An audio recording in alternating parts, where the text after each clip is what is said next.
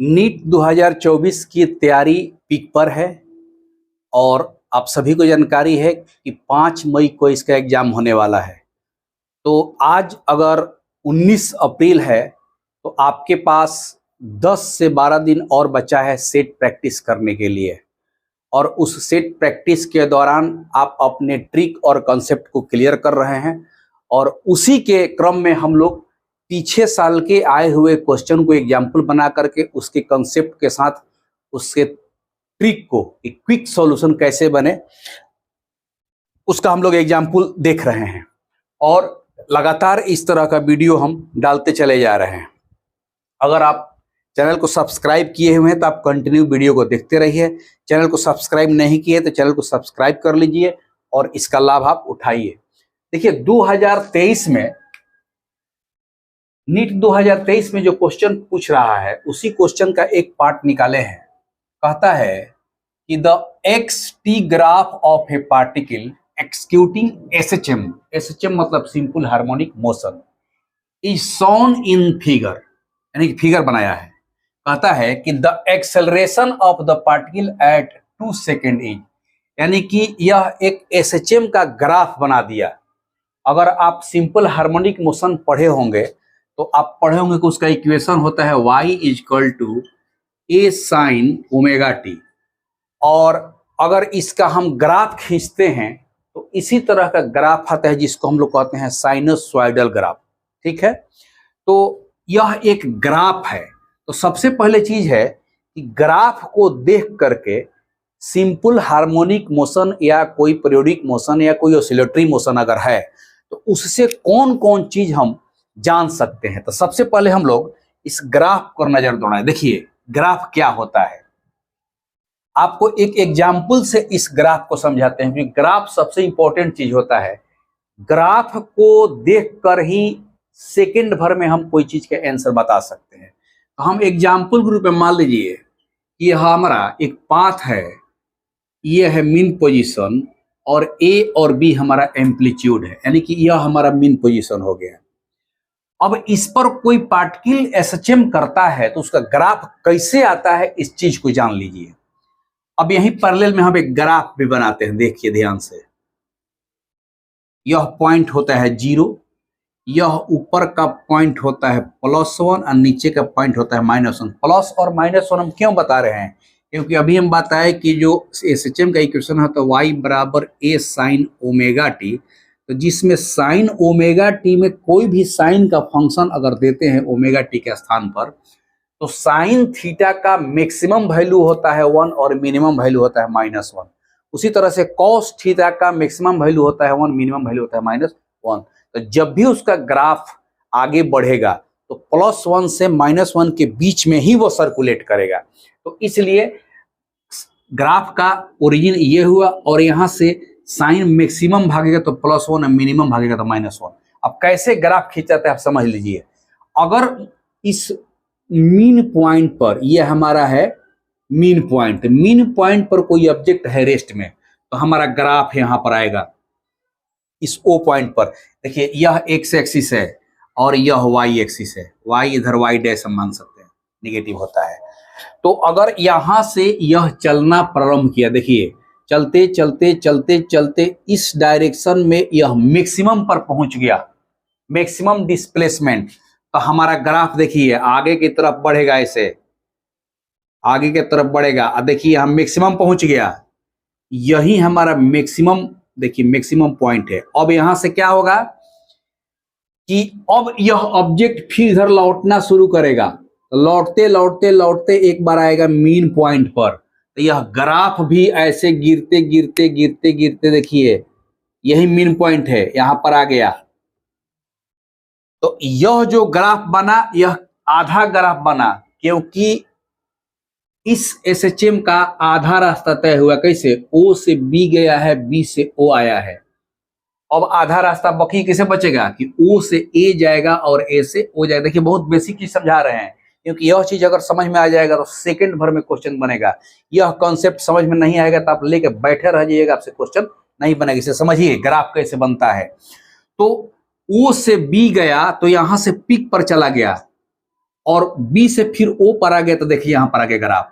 अब फिर ओ से ऑपोजिट डायरेक्शन में पीक पर जा रहा है, देखिए डायरेक्शन पर, तो यह नीचे की तरफ आएगा ऐसे ऐसे। अब देखिए अब नीचे यहां पर पीक पर आ गया, -1 पर पीक पर आ गया, देखिए यहां पर ग्राफ आकर के आपका रुक गया, ठीक है। अब फिर इधर से ऐसे लौटेगा और यहां पर आएगा, तो फिर यह जा करके ऐसे मिल जाएगा। अब यहां देखिए कि यह एक कंप्लीट ओसिलेशन हो गया। कैसे? देखिए ओ से कहां गया बी, बी से कहां गया ओ से कहां गया ए से कहां गया ओ। इस तरह से जब कंप्लीट ओसिलेशन हो गया, तो हमारा एक कंप्लीट ग्राफ बन गया। ओ से पॉजिटिव डायरेक्शन में मैक्सिमम, फिर लौट करके मीन पोजीशन पर, फिर अपोजिट डायरेक्शन में मैक्सिमम, और फिर लौट करके मीन पोजीशन पर। तो इस तरह का जो ग्राफ बनता है उसको कहा जाता है कंप्लीट ओसिलेशन। अब इसमें टाइम पीरियड की बात आएगी। तो टाइम पीरियड क्या है कि एक कंप्लीट ओसिलेशन में जितना टाइम लगता है उसी को कहते हैं टाइम पीरियड। अब यहां पर इस ग्राफ को देखिए, तो इस ग्राफ को देख करके आप समझ जाइए कि इसका एसएचएम का टाइम पीरियड क्या होगा, क्योंकि यहां पर आकर के खत्म हो गया। तो यहां पर टाइम कितना दिया हुआ है 8 सेकेंड, यानी कि इस एसएचएम का टाइम पीरियड हो गया 8 सेकेंड। अब असली क्वेश्चन जो कह रहा है कि t बराबर 2 सेकेंड पर उसका एक्सेलरेशन क्या होगा, तो जरा देखिए तो t बराबर 2 सेकेंड पर कहां जाएगा, यहीं पर हम आपको समझा देते हैं इसी ग्राफ से। मान लीजिए कि यह 8 सेकेंड हो गया, तो जाहिर सी बात है कि आधा ऑसिलेशन में 4 सेकेंड होगा, और 4 सेकेंड के बीच आधा ऑसिलेशन में 2 सेकेंड होगा, यहां हो गया 2 सेकेंड। तो 2 सेकेंड में यह अपने पीक पोजीशन पर पहुंचा है। तो एसएचएम का एक क्वालिटी है कि जैसे जैसे वह अपने मीन पोजीशन से आगे या पीछे चलते जाता है, इसका एक्सेलरेशन बढ़ते जाता है, और इस मैक्सिमम डिस्प्लेसमेंट पर जब पहुंचता है तो उसका एक्सेलरेशन मैक्सिमम हो जाता है। तो जाहिर सी बात है कि 2 सेकेंड में यह मैक्सिमम डिस्प्लेसमेंट पर पहुंचा हुआ है, क्योंकि यहां से 2 सेकेंड, फिर यहां से 2 सेकेंड, फिर यहां से 2 सेकेंड, फिर यहां से 2 सेकेंड, 8 सेकेंड हो गया। तो जीरो से माने मीन पोजीशन से किसी एक तरफ मैक्सिमम डिस्प्लेसमेंट पर पहुंचा हुआ है, वहां पर उसका एक्सेलरेशन मैक्सिमम हुआ। और मैक्सिमम एक्सेलरेशन का फॉर्मूला क्या होता है, माइनस ओमेगा स्क्वायर वाई। इसका होता है माइनस ओमेगा स्क्वायर वाई, सीधा सीधी हो गया। तो अब कहता है कि t बराबर 2 सेकेंड में, तो 2 सेकेंड में तो हम समझ गए कि t बराबर 2 सेकेंड में इसका मैक्सिमम डिस्प्लेसमेंट जो होगा उसके एम्पलीट्यूड के बराबर होगा। और इसका एम्पलीट्यूड मैक्सिमम इधर दे दिया है, ऊपर में 1 मीटर और नीचे में जाएगा तो -1 मीटर, प्लस माइनस से मतलब नहीं रखना है। तो अब यहाँ पर इस इक्वेशन में ये आप समझ गए होंगे। अब इसको हम मिटा रहे हैं। अब जो क्वेश्चन आया है उसका हल अब देखिए कितना जल्दी होगा। क्वेश्चन पूछता है कि 2 सेकेंड में उसका एक्सेलरेशन क्या होगा। तो हम देख लिए कि 2 सेकेंड में वह मैक्सिमम एक्सेलरेशन पर पहुंचा है। तो हम पढ़े हुए हैं ए मैक्सिमम बराबर माइनस ओमेगा स्क्वायर वाई। अब चूंकि ओमेगा का वैल्यू जो होता है 2π/t होता है, उसको रख दिए, स्क्वायर है तो स्क्वायर इंटू आई। अब वैल्यू रख दीजिए, माइनस आई हो गया 4π स्क्वायर बटा ये t का मान 8 है, चूंकि टाइम पीरियड 8 है तो ये स्क्वायर करेंगे तो हो जाएगा 64 इंटू यह 1 मीटर। चूंकि 2 सेकेंड में यह मैक्सिमम डिस्प्लेसमेंट पर गया है तो मैक्सिमम डिस्प्लेसमेंट इसका 1 होगा। लिखे हुए है x मीटर में, उधर 1 और नीचे -1। अब इसको कटा देना है, देखिए 4 से 16 कट गया, यानी कि -π स्क्वायर डिवाइडेड बाई 16। यही आंसर खोज लेना है, -π स्क्वायर डिवाइडेड बाई 16 मीटर पर सेकंड। ये कितना देर लगा। तो इस क्वेश्चन में इसमें हल करने में दम नहीं था, दम था कि हम ग्राफ को देख करके इस बॉडी का जितना टाइम में वह कह रहा है उस बॉडी का मैक्सिमम डिस्प्लेसमेंट कितना हुआ और वह 2 सेकेंड में कहां पर होगा। तो यही चीज है कि आप एक कंप्लीट ओसिलेशन का कॉन्सेप्ट समझते हैं कि नहीं, और उस कंप्लीट ओसिलेशन में टाइम पीरियड को बांटना समझते नहीं। तो ग्राफ को देख करके हम देखें कि कि ओ से चला मैक्सिमम गया, मैक्सिमम से फिर आ गया मीन पर, मीन से अपोजिट डायरेक्शन में मैक्सिमम गया, मैक्सिमम से फिर आ गया मीन पर। यह एक कंप्लीट ऑसिलेशन का ग्राफ हो गया और उतना में 8 सेकंड लगा, तो टाइम पीरियड हो गया 8। डिस्प्लेसमेंट की बात आ रही है तो चूंकि 2 सेकंड की बात कर रहा है तो हम जान देंगे 2 सेकंड में मैक्सिमम डिस्प्लेसमेंट गया है, इसका वैल्यू ग्राफ में दिया है 1, रख दिए। ओमेगा का वैल्यू 2π/t होता है, टी का मान यहाँ निकालिए, यहाँ 8 तो 64 हो गया, कट करके -π²/16। ये एकदम बिल्कुल ही सिंपल चीज हो गया।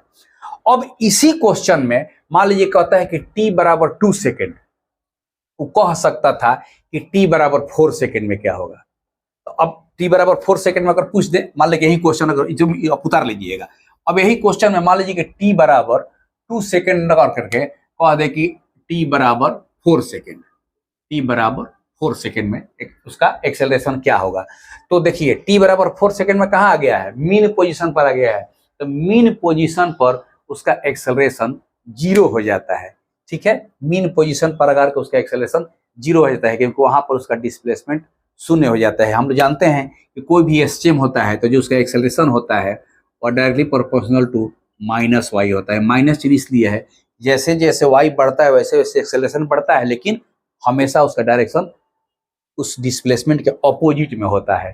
तो मीन पोजीशन पर आ करके उसका एक्सेलरेशन 0 हो जाता है। तो वहीं पूछ देता है कि t बराबर 4 सेकेंड के बाद उसका एक्सेलरेशन क्या होगा, तो 0।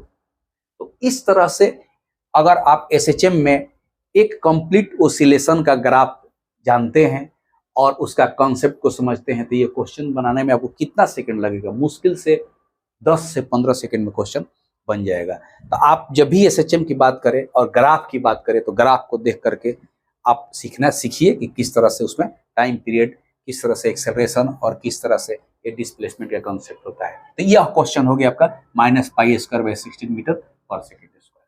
क्लियर हो गया। तो यह एक एसएचएम का आधारित क्वेश्चन है। इस तरह से और भी ऐसा क्वेश्चन आता है जो कि बिल्कुल कॉन्सेप्ट पर आधारित होता है और आपको देख करके सीधा सीधी समझ जाना है कि इसका आंसर क्या होगा। बहुत ज्यादा टाइम नहीं लगता है। नीट के एग्जाम में फिजिक्स बिल्कुल ही आसान क्वेश्चन होता है और उसका आंसर बिल्कुल सटीक आता है। उसमें कहीं इफ बट की बात नहीं होती है और किसी प्रकार का कोई डाउट नहीं होता है, क्योंकि बिल्कुल ही क्लियर कॉन्सेप्ट पर नीट में क्वेश्चन। देखिए जितना भी क्वेश्चन बता रहे हैं वो सब 2023 का क्वेश्चन है। तो इसलिए अगर आप चैनल पर नए हैं तो चैनल को जरूर सब्सक्राइब कर लीजिए अगर आप नीट की तैयारी कर रहे हैं तब, या नीट लेवल का और भी कोई तैयारी कर रहे हैं जिसमें फिजिक्स पूछता हो तो ये आपको बहुत काम आता है। नमस्कार।